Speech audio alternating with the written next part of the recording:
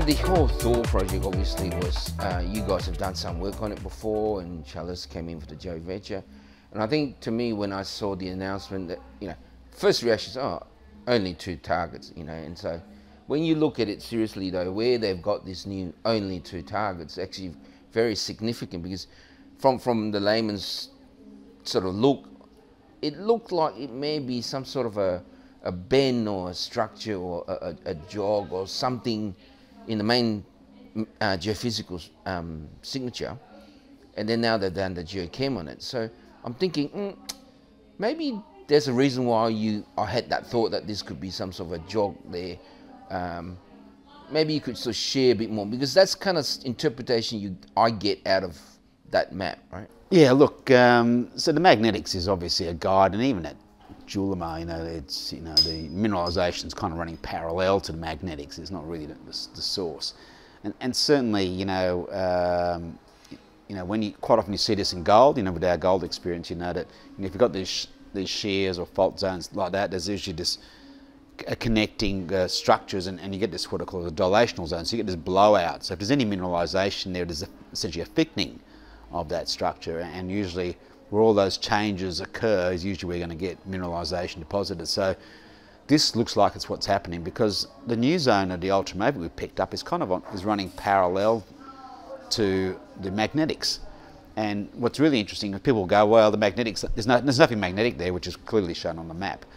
But it's explained quite clearly by the talc, because the talc's a metamorphic product. So we've seen this in the gold fields, talc chloride schists or talc carbonate schists are generally not magnetic, because they've been weathered preferentially, and the mag won't see it, so it'll hide the ultramafic essentially, but it's clearly there, and it's clearly an ultramafic. So obviously identifying a good host unit is important, structure is important for mineralisation development, and and then if you start getting some anomalous kicks in your sort of magmatic metals, which is typically nickel, copper, cobalt, platinum, palladium and gold, and this is what we're seeing, you start getting these targets. But we've barely tested that area to the north is basically unexplored, and that new target even more so.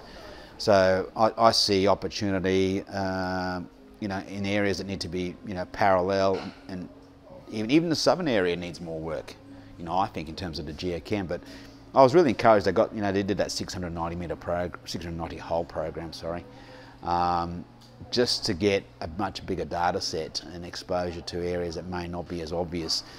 You keep focusing on the mag. The mag is a good lead in, but it's not the be all and end all. And certainly that's been the initial focus.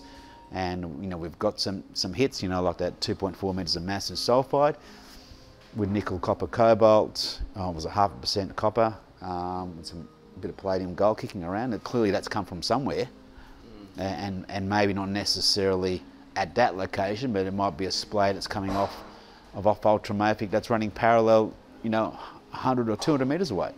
So so it's okay. Chalice have come in, looked at the low-hanging fruit. We picked up something. We'll know the results of that. But like I said before, I was really encouraged at this sort of thinking about the next steps, because sometimes it's not the obvious target, or not. And at the end of the day, it's our target, our basic work. So maybe our interpretation is wrong. We were looking for volcanic massive sulphides.